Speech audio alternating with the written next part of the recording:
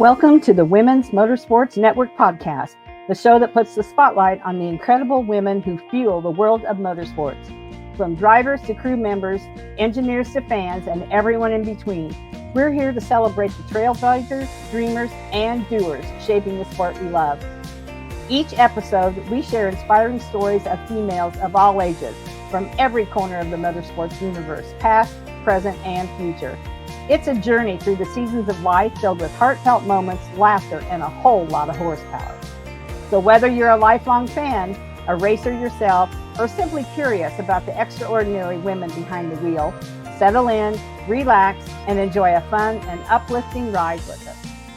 This is the Women's Motorsports Network podcast, connecting and celebrating women in motorsports, one story at a time.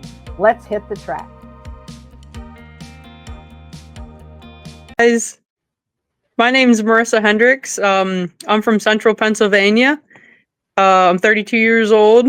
I currently work at GAF Roofing Materials as a forklift operator. That's so.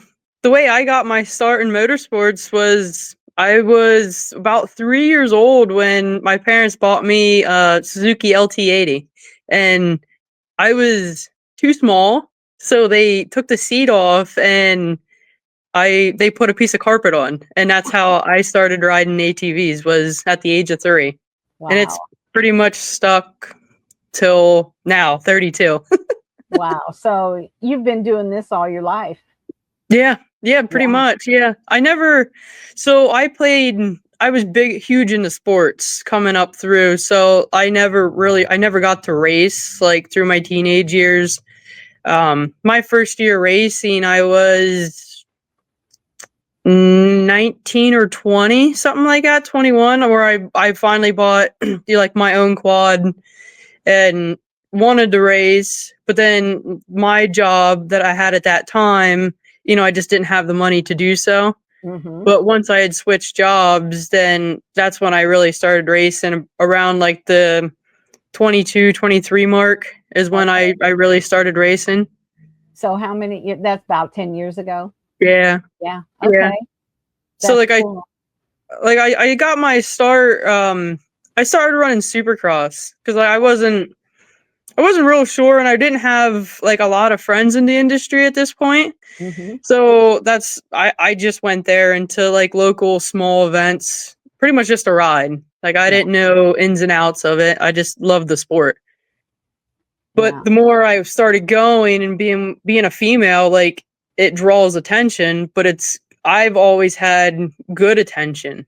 Like I've never had like super negative feedback just because I'm a woman and that's in a male driven sport. Right. Which is great. That is great. I love hearing that for sure. Yeah. Yeah. So in 2021, I think it was, it was 2021, or was it 22? Yeah. Well, no, 21 or 22. I forget which one, but I was in a bad accident racing Supercross. I had, the gate dropped. I got a really bad start, and I just wasn't patient, and I ended up touching wheels with a guy in front of me, and I broke 5 through 10 on my ribs on my left side. I broke my arm. I had grade 4 lacerations to my spleen, and I had lost my left kidney. Oh God. And so at that point, like I was almost 300 pounds at that point.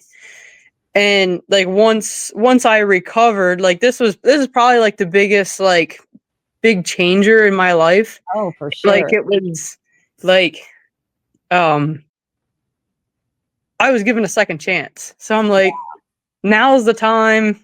Like I need to knock it off. Like I need to get my stuff together and get in shape.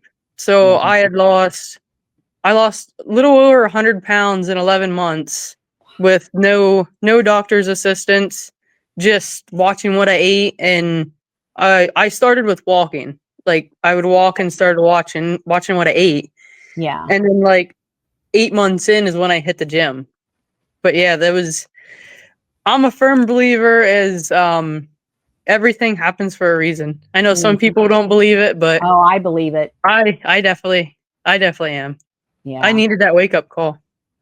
Well, so I admire you so much, Marissa, because Thank you. that's a horrible accident.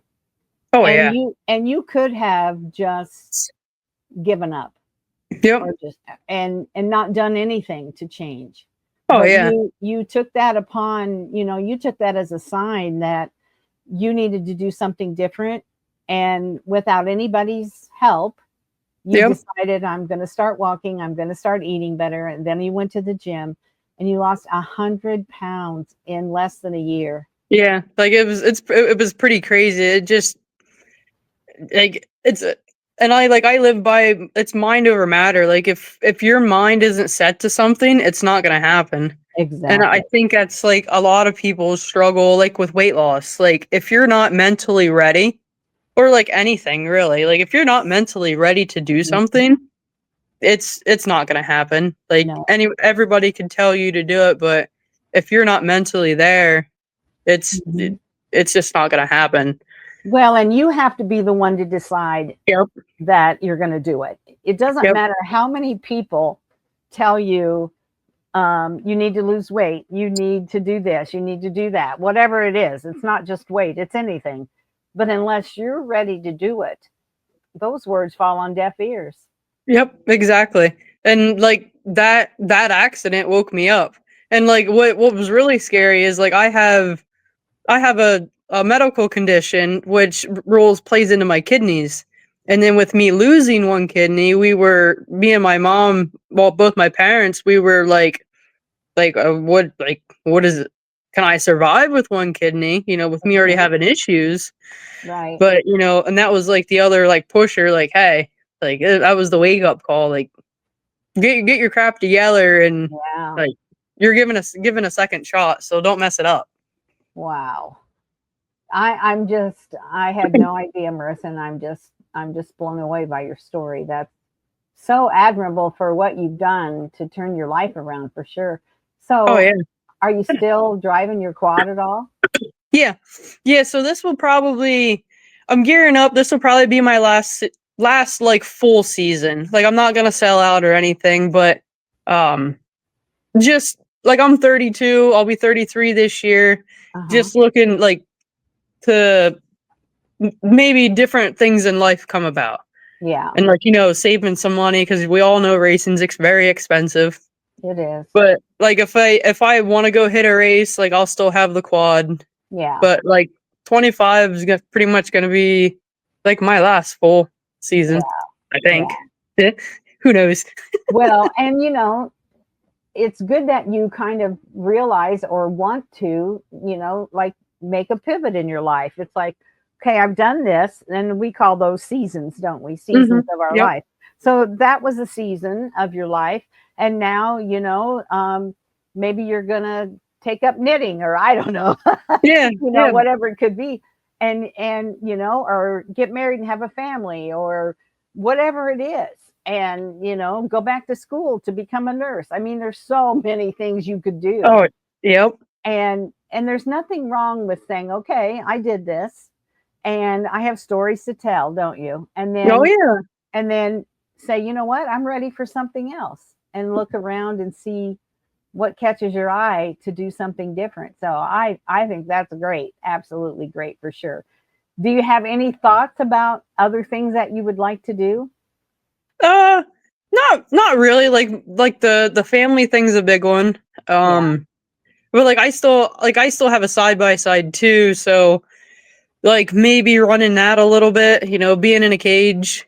Yeah. It's a little bit safer. I mean, it's all the same dangerous sport, but Right.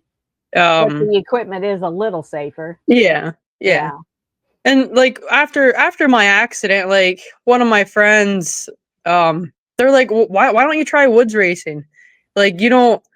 We call it like I refer to it as like sprinting. So like in a supercross race, you have like 5 to 8 minutes to do what you need to do in the race. Where cross country or like woods racing, as I call it, or XC, you have out an hour and a half to 2 hours. So like you Oh, don't have to like push like right off the bat and like, oh crap, I only have like 8 minutes to try to get to the front. yeah, Like I like that's the way I set it up is like I'll run like the first almost half the race learning the track, and then I'll really pick the pace up at the end when everybody else is tired. yeah, And that's how I like to race. Like I let everybody else wear themselves down, yeah. and then I come in strong at the end. But my one friend, she's a former uh, WXC champion. Okay. I think she won in maybe 2011, something like that. But she had a very bad accident too down in Georgia, and she just told me, she goes, "You can't give up." She goes, "You have to get back on. Yeah. It's you just whether you're scared or not, you'll get over it, but you Yeah. have to get back on." Well, it's like So, falling off a horse, right? You yep, don't, even if you never ride very much ever again, as long as you get back on and know that you can, then you're set. So yep. like, I've not heard of woods racing, so or XC. So tell me what that is. So like the big national series, it's called the short term is GNCC. It's Grand what was it? Grand National Cross Country. Okay. So it originally started in West Virginia, and it's a woods track. So it's normally like the national series is like 10 to 12 miles long per lap. So most of the time you only run maybe 4 laps if you're lucky. Okay. Now Okay. like my local races here in like central Pennsylvania, the mileage is shorter like per lap, but you do more laps. Yeah. So Okay. like it's anything, like it's rocks, it's mud, sand. So it's out in the woods, literally Yep. out in the woods, in the Yep. middle of nowhere, Yep. and there's a start finish line, Yep. and you all start at the same time. Yeah, so we the one series I race up in New York, Nyoa, N NYOA is how it's spelled. Okay. They average about 280 quads per race. And Wow. yeah, and the way they start in like lines or like Okay. rows. So like your real fast people or your A guys, your pro guys, it'll be like row 1 and 2 and so on and so forth. And like Okay. their pro women lineup there is, it used to be row 11, but this year it's getting moved back to row 12 because they had to split some of the A guys up because there was too many of them and the Okay. line was just too big. Yeah. But yeah, like there will be anywhere from 100 to 280 of us on the track at the same time, running technically running the same race, but not running the same race. So Like is we it, can. are you racing against yourself like for time, or are you actually racing against the people? It wouldn't be fair if you were racing against the people that started first and they were the best ones. Right, so it's a little bit of both. So you're racing the clock, but then you're also racing like your class. Okay. So it's all broke up into classes, but they have what they call like an overall winner. And Okay. it's all on like time adjust. So like if the front row leaves say at like 10 o'clock and then I leave at like 10:02, there's like a 2 minute time adjust there. I So see. Okay. if I make that time up, I'm gonna be higher in the overall than Yeah. what they are. Okay. I see. And like I always tell people, like I rode co-pilot with my one friend in the side by side once, and I told him like he was so worried about our one friend catching us from the line behind us. And when he finally caught us, I told him, I was like, stop, like don't drive like a nut, like don't wreck us. I said he already has you in overall. I said he can see you. I Yeah. said just let him go. I said there's no point in holding him up. I said he's already ahead of you. Right. Not Right. physically, but in time adjust, he's ahead of you. Exactly. Yeah. Yeah. No, I see. Because I didn't think they could all start at once. That wouldn't make any sense. So that does make sense. The time adjustment. Yeah, Okay. it's normally like they, as long as there's no accidents in the first corner, like it's, I think it's like 20 seconds or 30 seconds between each line, something like that. Okay. Wow, that's cool. So if you did you did a race, like a normal race, like close to where you live or whatever, and so then they say it starts at 10, it ends at noon, and you do your best to get as far up to the front as you can, and that's kind of the purpose of the race. Yep, Yeah. pretty much, yeah. Yeah, I mean, you're Okay. like That sounds so fun. it is. And that's what's nice, like with not having to like sprint, as I call it, like right off the bat. Yeah. Like you can learn the track like your first lap or so, and Mhm. then really build your speed up. And I So think go like ahead. my thought, like I guess my thought process is because like I've been hurt really bad before, so like I know what it feels like to wreck and lay in a hospital bed. So I'm more cautious than a lot of Yeah. other racers, Yeah. and that's why I like to learn the track a little bit. Yeah. But I mean, sometimes it works out in my favor.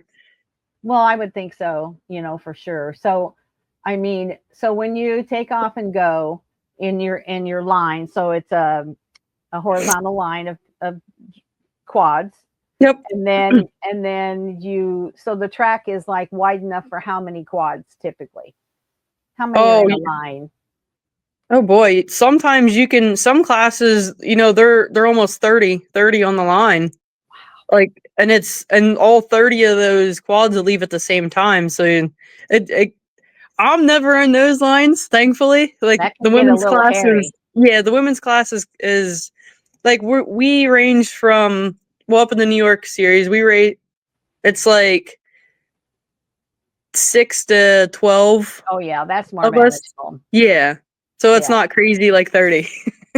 30 is crazy. I can see a Yeah. lot of bumping and Oh wrecking yeah.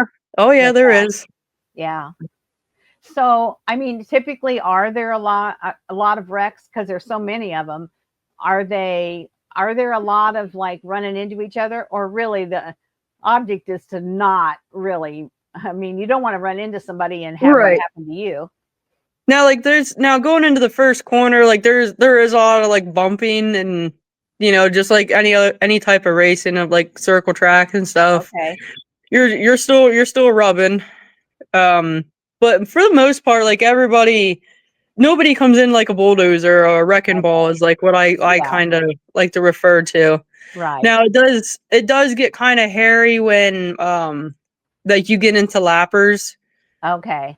like because some of them don't want to move, so then you're stuck. So you end up just rev bombing them and like Yeah. yelling, so they know you're there, Right. so they move. But and Yeah. it's hard on a quad trying to pass in the woods because there's not much room. Like No, I it's pretty wouldn't think tight. so. Yeah.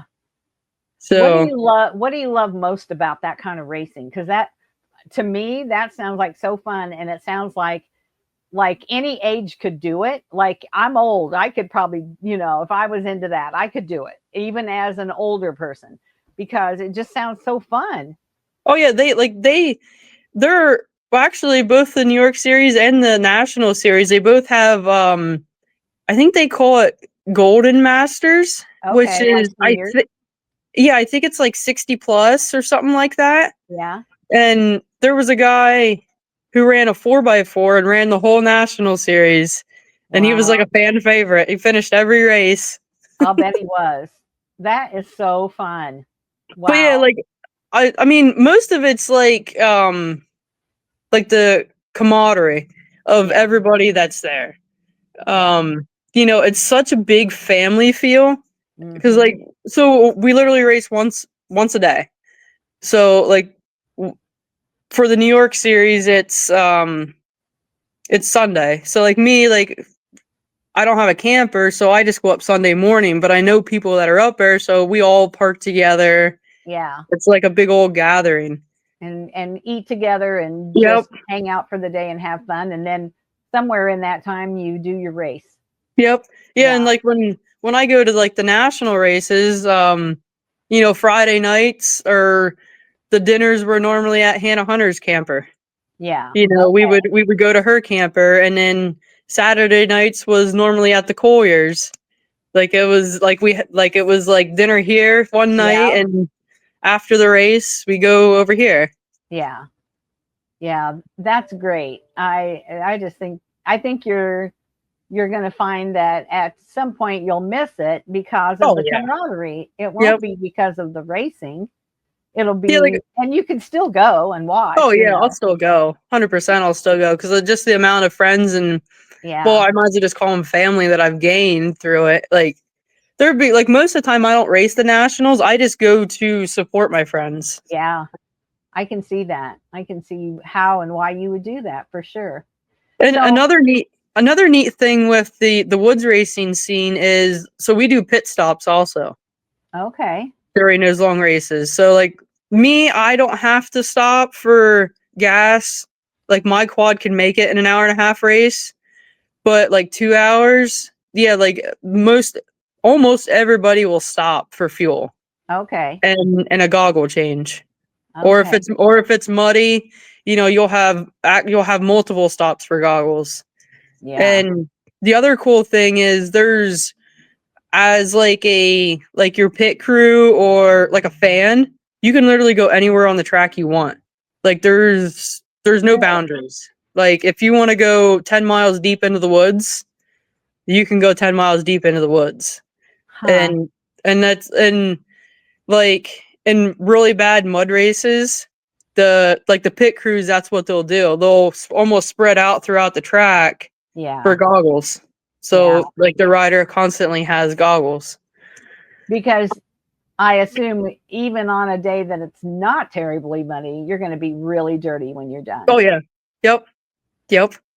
Yeah. Yeah, and then in a little bit I'd like to show you like some of the like a set of goggles like we wear cuz they are Yeah. different than the normal Yeah. goggle, which Yeah. Absolutely. we can get to that in a little bit. Okay. Okay. Yeah, that oh gosh. I'm so glad we're talking about this because I can't believe I've never heard of it. You're the first one I've ever heard about doing it. So, how much is your quad just like, a regular quad or did you do things to it to like soup it up? Oh, like there's it's far from stock. Like mainly for like this style racing, you really want to focus on your suspension and like a steering stabilizer. You can run it on a stock motor until you like get like high up in the ranks, like A B class, then motor work really does come in handy. Okay. But it's suspension work because like the track changes so much from well, actually lap to lap, Yeah. and most of the time, like our local series is we run after the bikes. So Okay. there's the bikes normally like triple our count. So if we have 200, they may have 600 bikes, and they just Clear the up the different track. style ruts and stuff that Yeah. they put on. Suspension is 100% key. Oh, I would think so because your body will just be beat up afterwards. Yeah, like I run Custom Axis, which is from Penske Racing. I know I'm pretty sure they're pretty deep into like the dirt car stuff Yeah. also, but they're semi-local to me. They're out of Reading, PA, Yeah. so they're close to me. And Micah's real good with shocks. Let's just put it that way. Yeah. He can You would dial you have in. to. You would have Yeah. to be, I would think, for that, for sure. Yeah. So, I mean, in any racing, we have up and down days, and you obviously have had your share of down times. But how do you like not the day that you had the wreck because that's a whole different thing. But when you race like this, do you ever have any days when you're just like really discouraged or things didn't go right, or is it more of a less stressful kind of racing? So for me, like I like bouncing around, and when I mean bouncing around, like if I want to go race this series, I'll go race this series. If I want to go over here, I go over there. Like Okay. I tried to run for points once, and it was just I got so frustrated Yeah. just by how the system was ran, and I'm like this isn't no fun. Like Yeah. I want to have fun, and it made it frustrating. Yeah. So like I know the tracks I like, new tracks and stuff, or like I'll get a hold of my other friends and be like, hey, what race are you going to this weekend? And they're like, oh, well, this weekend we're going to West Virginia. And I'm be like, okay, well, where's it at? And if it's not too crazy far, I'll be like, okay, I'm coming. Yeah. Most of us, we all communicate like that. Like, Yeah. hey, what race, or if it's like an off weekend for everybody, hey, where do you want to go ride this weekend? Yeah. Well, and if you're wherever, if you have several of you there, you can help each other too, Mm-hmm. which is Yep. always nice. Yep. Not And just you off at a race somewhere and nobody else really that you know. So, yeah. Huh. yeah, it's I'm just thinking about watching all those quads and bikes and stuff going through the woods. I'm just amazed at one that I've never heard of it. So, wow. yeah, like if you after the show's done, like if you just jump on YouTube and I type in will. GNCC and Yeah. um it'll probably come up as Racer TV, but there will be some Okay. races on there or clips, or Okay. it'll give you a good feel of what it is. Wow. So what's your preparation like today's race day? What's your routine like on race day? So actually, if I know I'm racing, say I'm racing today, Monday, I would actually start really prepping almost the week before. Like really, really eating clean, Mhm. trying to eat a lot of fruits and staying extremely hydrated. Okay. So like say I'm racing Monday, so Saturday I would really hydrate. Sunday I would continue hydrating pretty heavily. And then I would really start eating a good bit on, well, yeah, Sunday. Sunday I would start eating Yeah. a lot. Almost Okay. like we call it like carb pack. So like most like we'll eat a bunch of carbs like that night. And then when it comes race morning, I I normally I don't drink a lot during race day because I end up getting sick when I do. Okay. Um, but yeah, it's mainly just staying hydrated because you figure you're racing an hour and a half to 2 hours with no Yeah. real break. Now, Right. granted, we all have hydration packs. Well, most of us have hydration packs, Yeah.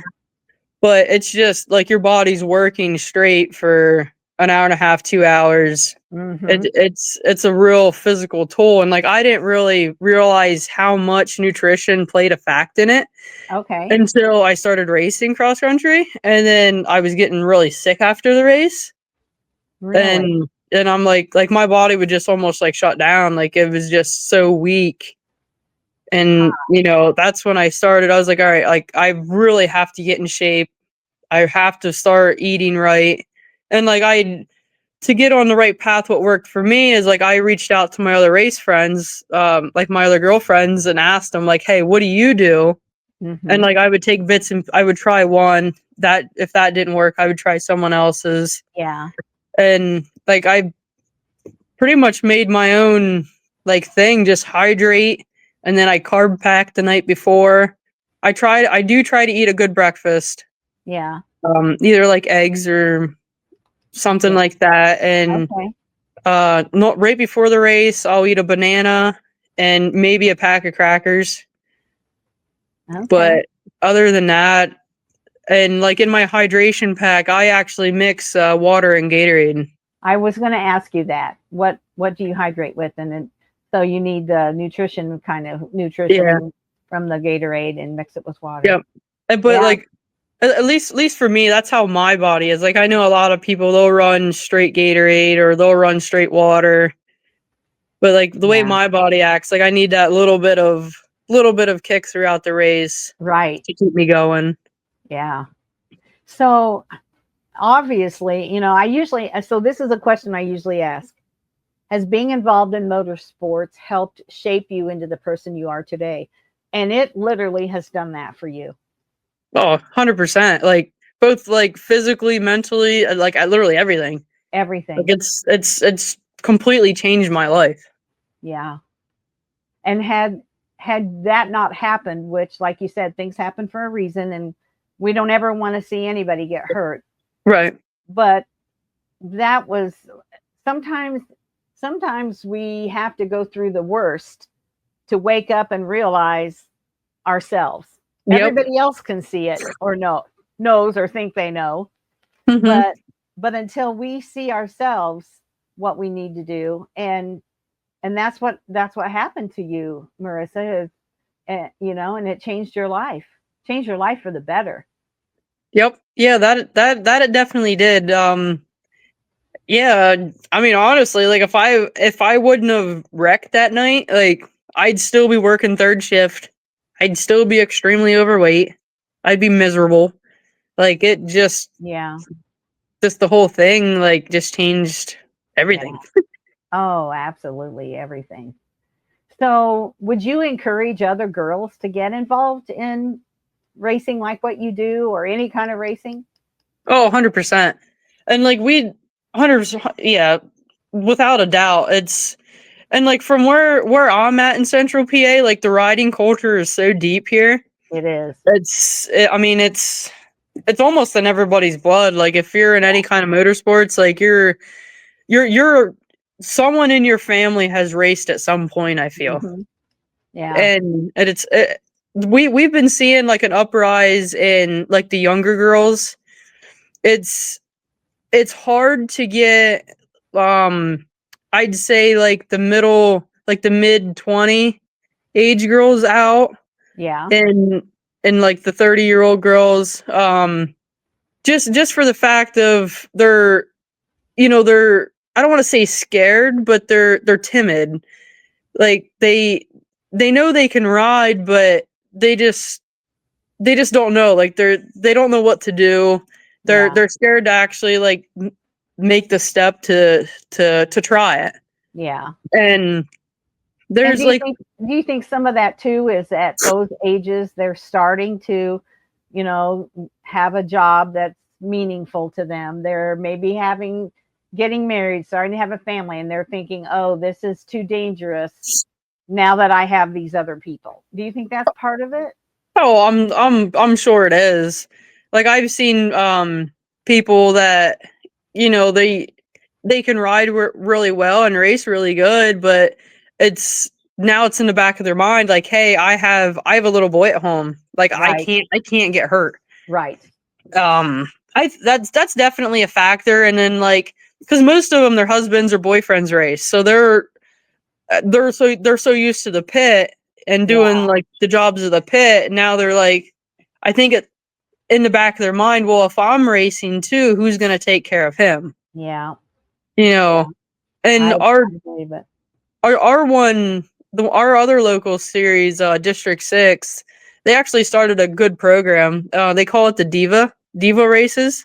Uh-huh. So you don't need an AMA card, and they run I think it's the youth track, and they run for a half hour, and it's meant to as a building block to get you into racing. Like if anybody wanted to try it, you would start there with, you don't have to pay the $50 for an AMA card. Yeah. And you're not on the track with all the other adults. It's Right. literally just them. That's a great program. Yeah, and like the quad side's kind of like it really hasn't went up. I think it's kind of went down a little bit, but the bike side, the dirt bike side, the dirt bike side's doing great. Yeah. Yeah. They get a big turnout for that. Wow. So, do a lot of people know what you've been through, like your story? And if so, do you feel like you've impacted other people, or maybe you're a role model for other people? Oh yeah. Like there'd be people that I don't even know personally who will come up and like talk to me about it.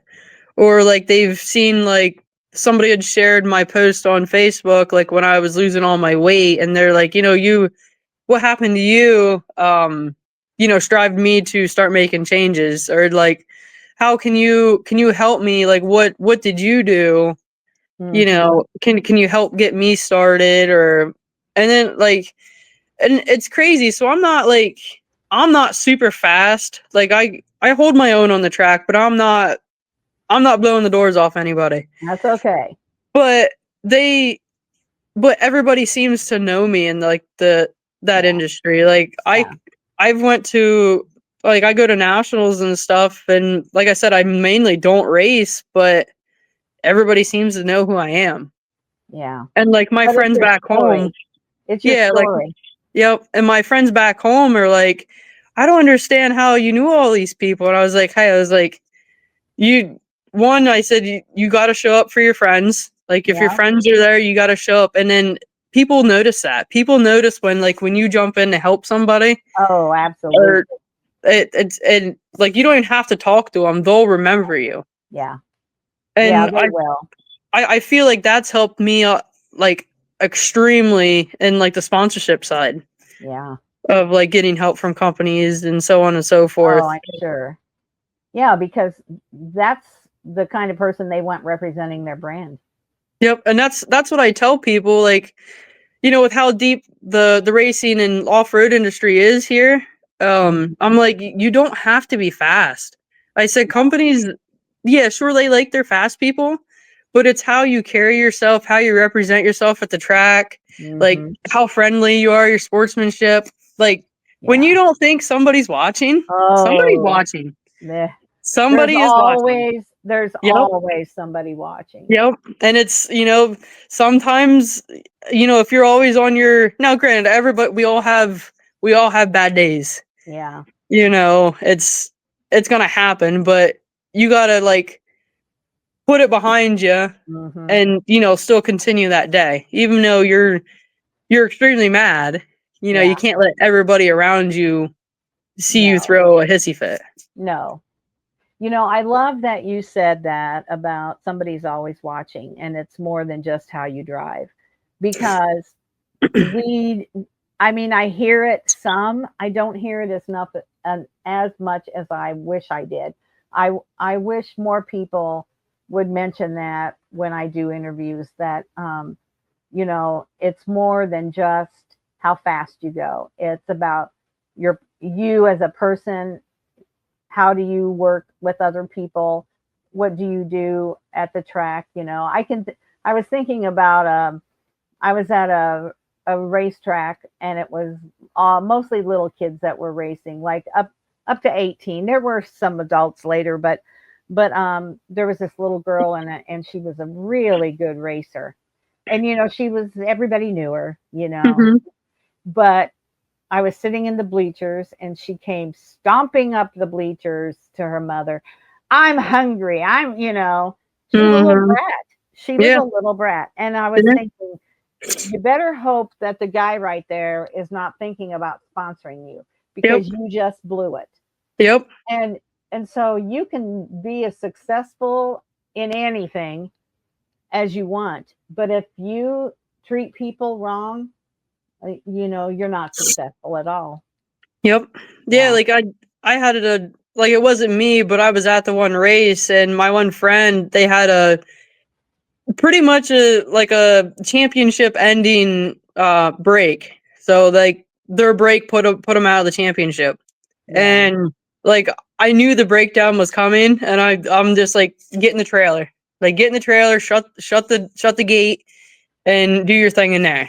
Like Mhm. because like they are Yeah. extremely well known, high up in the ranks. Like just Yeah. go in your own space, do what Well, you and got to do. especially if it's something you have no control over, that's Yep, really hard to deal yep, with. It's one thing if you mess up, you got nobody to blame but yourself. But if something breaks, and it's just how racing goes, that mm-hmm, is hard. It's very hard, but you're right. Go where nobody can see you. Don't ruin everything you've yep, built because of this, for yep. sure. Yeah.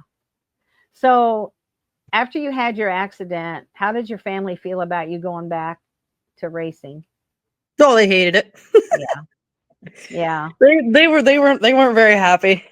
I Yeah. mean, like I wouldn't. They Are they didn't want okay to. now with you Yeah, racing? well, kind of. Yeah. Like they didn't want to see me race again, but I think they wanted to see me ride again. Okay. For Okay. you know, because like my dad raced and like he got hurt before, and So like he kind of knew what I was going through, but his wasn't as bad as mine. Yeah. But like, because like they really both times I had wrecked bad, they weren't there. So Okay. they got the phone call. They normally don't go to my races, so they Yeah. get the dreaded phone call. Yeah. That's hard because in your mind as a parent or in your mind it's 10 times worse than what it really is, and it might be bad enough as it is, but in your mind as a parent it's always going to be even worse than that, Yep. you know. Yeah. Yeah, that first rate, that first year back, they were like really on edge about it. But Yeah. then once I started losing weight, getting in real shape, and riding a lot, I think they still worry, obviously, but Sure. they're Yeah. not as like, I don't want you to go race Yeah. type thing. Yeah. Um, I mean, but I can see on their side, you know, you're their child and they want the best for you in every area for yep. sure. So, what advice, you know, have you had anybody that gave you advice other than you got to get back on the quad? You know, Um, about like somebody that maybe a role model that you looked up to? yeah, like I have a few of them. I've gotten so much advice over the years, mainly like not so much like general life Uh-huh. advice, but just like advice on like how to do my own prep and stuff. Okay. Like Chris Bender, Practical yeah, practical racing advice. Okay. yep, like Chris Bender at Barnyard Performance, like he's pretty much taught me like everything mechanical that I know. Um, like I before I moved out, like I was up there at his shop like 5 out of the 7 days a week till like 9, 10 o'clock at night every day. You Okay. know, it's just what I love to do. But like he would let me he would let me mess up and then teach me the right way and the what I did wrong. So Yeah. that way I knew what I did wrong Right. and how not to do it again. Yeah. Um, but like my friends, like Hannah Hunter, like she's done a lot for me, like with advice and what to do, especially nutrition wise. Okay. Same with Tracy Pickens, she's the same. They help me out so much. They like her advice, like she's a 12-time national champ, so whatever what Tracy tells you, even though it may not make sense to you, you listen. Like Yeah. she's been around the ropes a couple times. Right. Like it may Right. not make sense, but you listen to her. Yeah, for sure. So, do do a lot of fans come to these races? Yeah, yeah. Yeah. There's a lot. Um, like the national series, there's so many people there, like cheering you on, and Okay. that's huge too. Like there's Yeah. people you don't even know screaming at you, and like I said, you can go anywhere on the track, so like I could reach out and touch them as I go by, Oh my gosh. and like they're just screaming like go go go, or you can do Oh, it. The finish line's right there. Let's go. that's really cool. It That's it really, it, really it cool. gives you such a huge like adrenaline rush. Like Yeah, when you I'm come sure. into the big fan sections and or even coming into your own pit. Yeah, that's so cool. So, social media, I'm sure you use that or, you Oh know, yeah. share what you do. You did it for your weight loss journey. How can people follow you and maybe reach out and say, "Hey, I heard you on the podcast. How did you do this?" or "How do you do that?" or just even encouragement for you? How would they find you? Yeah, so I have an Instagram. I think my tag is m.hendi22. So Okay. m.hendy22. Okay. Um and then my Facebook page, just search Merisa Hendricks. Yeah. You'll Um, find it. I, yeah, you'll find it. Right now, like normally I have a quad picture as my profile, but it's me and my boyfriend right now. Okay. So, but like my cover photo is of racing, and I Yeah. don't all of my pages are public, so nothing you should be Okay. able to click on and see Okay. everything. It's All nothing right. nothing should be hidden. I'm pretty Okay. sure I changed all that to Yeah. where, if say And you do just you want, share like where you're going to go to race, and then you share like after the race, like kind of how the weekend went? Do you do that or? yeah, so not really like where I'm gonna race that weekend, Yeah. unless it's like a big event. Okay. But after race, I do race reports. Okay. Normally do them like if I race on the weekend, I normally do them like Wednesday or Thursday because like I Okay. wait for the photographers to get their Yeah. stuff done, buy photos, and then Yeah. create a post. Okay. Does your boyfriend race? Nope, Okay. nope. Yeah. He's my sole pit guy. Yeah, there you go. Everybody needs one of those for sure. Oh yeah. Well, Marissa, show me your goggles. Okay.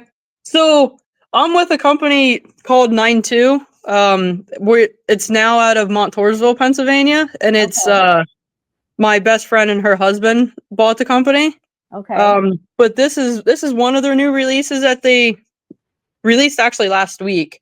Um, it's an autism awareness Uh, goggle, Oh, my grandson has autism. and I'm so big, they're big for that. yeah, so they're giving it to so one of the schools up in Montoursville, they have an autism class, and portion of the proceeds is going to go to them. That is so So, awesome. I love it. and That's beautiful. what's neat is trying to find something I can rub on these. I love all the colors. So I don't know if you can see, but this is what makes these goggles unique. Mhm. Is I wish I had a marker over here, but there's a film. I see it. Oh, like there's a film, and like Uh-huh. this over here, Yeah. this little thing. Uh-huh. It brings you new. Oh, look at So that. like when you have mud and stuff You can on pull your it off. face, you just and it reels it right in. Wow. That is slick. That Yeah. is really slick. Yep. Yep. The company's great. Like I've been with them for I think 4 or 5 years now, Okay. and the original owners. I went with them because I seen they were doing a breast cancer goggle, and they were doing it to a local woman to them. And I'm Yeah. like, that's pretty cool. Like, what other company is doing that? None of the other Yeah. goggle companies are doing that. No. And then like I became extremely tight with them, Okay. and life changes. They wanted to sell, so my friend, I couldn't personally buy it, but my friend could, and Yeah. I wanted to be involved with it. So, So I'm a breast cancer survivor.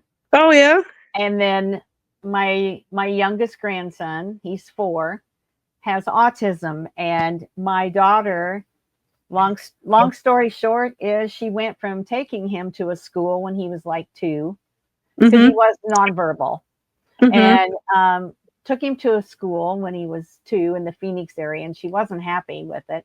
And her husband had been involved in like drug and alcohol rehabilitation companies, so he had kind of a medical background in that.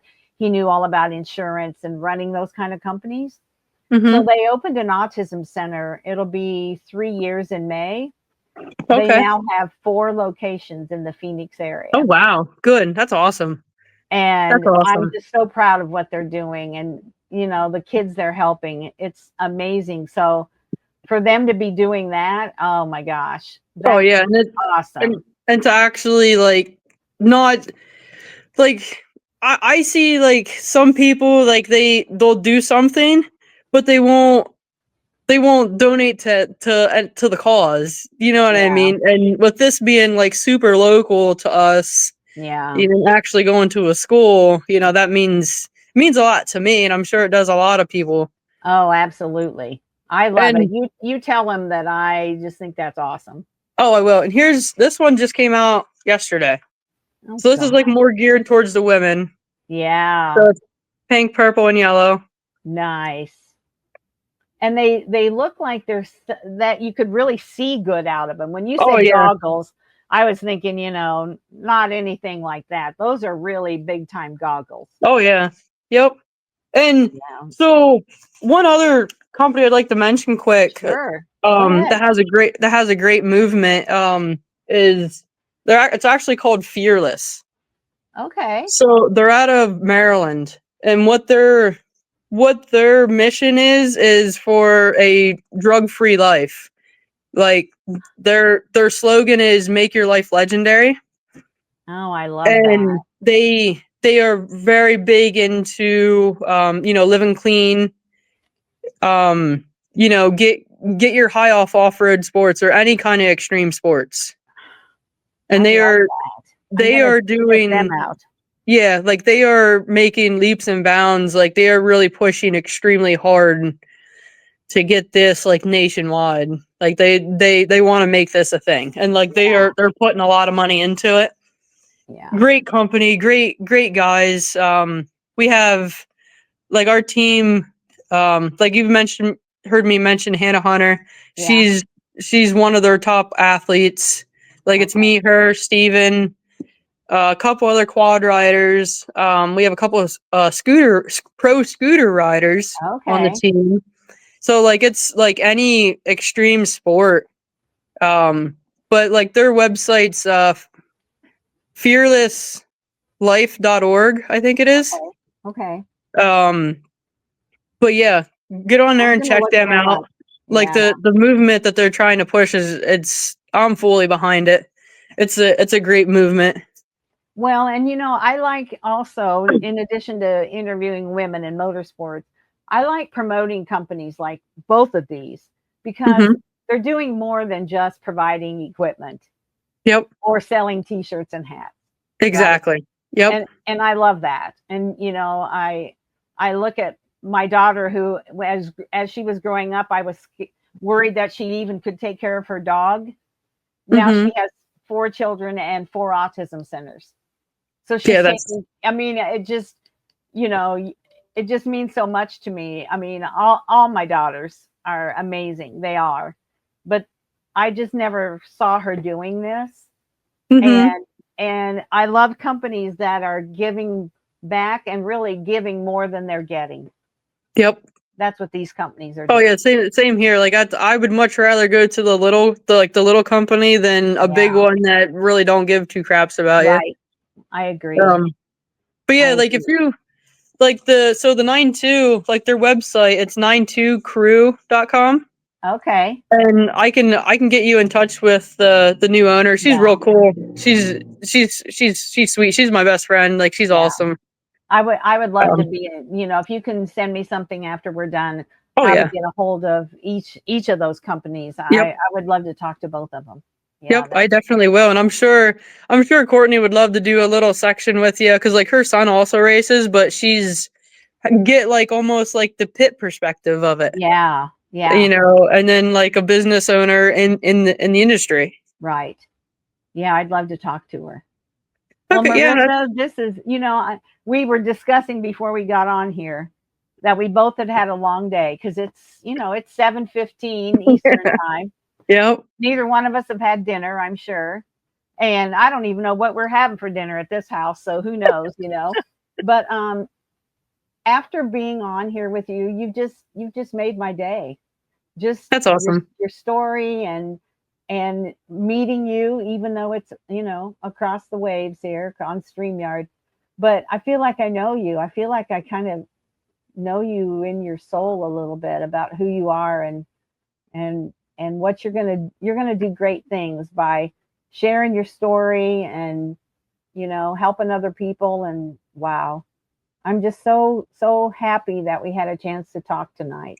Oh yeah, so same here. I was kind of nervous, but I'm so glad I did it. Like I love talking about it, and Yeah. just because that's how much I love the sport, and like it, what I've been through can help people, and I like Oh, helping people. absolutely. So Absolutely. My son committed suicide in 2018, I'm sorry. and I had people who said, and he was my connection to racing. He's the one that got all Okay. of our family in racing. And Okay. I had people say, "Oh, doesn't it bother you to share?" No, because he just sharing his story and being and with other parents who've lost somebody, or you've lost your friend or whatever, you're able to help people and help people understand, how to get through it, and that they're not the only ones that have gone through it and all these things. And it's same with you, what you've gone through. As long as you can help and you're okay to share it and you're helping people, then it kind of makes it worth it. Not really, yeah. but, Yeah. it's at least a little bit of sun in an otherwise cloudy day. Yep. Yeah. Oh yeah. Well, Merisa, you hang on. I'm going to end the recording. I want to Okay. thank you for being here. I Yep. just have a couple little things to take care of with you when we're done, and then and we'll talk again soon. So hang on. Okay. That's it for this episode of the Women's Motorsports Network podcast. We hope you've been inspired by the stories I shared today and feel more connected to the amazing community of women in motorsports. Remember, whether you're behind the wheel, in the pits, or cheering from the stands, your story matters. And together, we're driving change and celebrating every milestone. If you enjoyed today's episode, be sure to subscribe, leave us a review, and share it with someone who loves motorsports as much as you do. And don't forget to follow us on Facebook and Instagram for updates, behind-the-scenes content, and more incredible stories. So until next time, stay inspired, stay connected, and keep racing through life. This is the Women's Motorsports Network podcast, where every woman's story is worth celebrating.